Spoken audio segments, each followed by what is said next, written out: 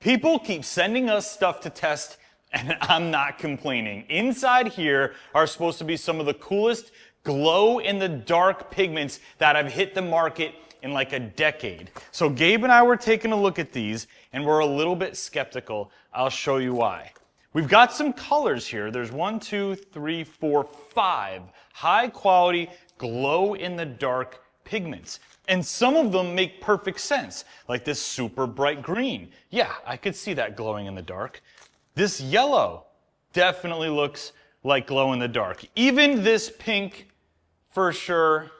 This blue, you're starting to lose me a little bit. And then look at this red. This is like a fire engine red pigment, and this is supposed to glow in the dark. Chances that this actually glows? I'm not sure. When it comes to glow pigments, it comes down to a couple things. Does it glow? And if so, how bright? How long does it glow? Does it maintain the color when it glows? Because sometimes you have like a green or an orange pigment, but it just glows yellow or white.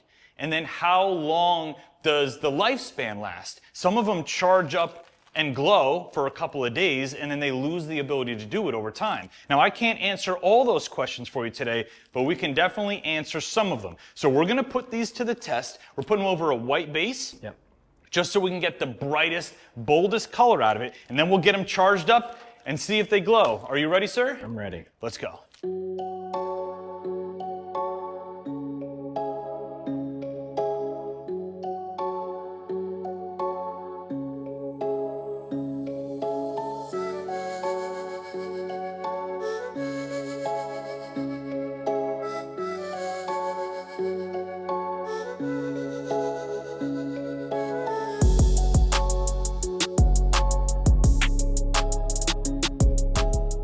All right, we had to make a bit of a change. As we were mixing up the glow pigments, we noticed right away that the amount that we got in our sample is not going to give us any color coverage at all. If you look at it, it's completely transparent.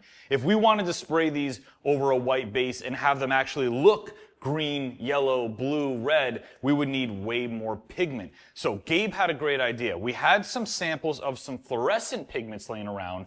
So what we were thinking was we spray fluorescent colors over the white so that we have essentially a color matching base. So the yellow glow will go over the color matching base. It won't affect how the glow pigments glow in the dark, but at least they won't look terrible in the light.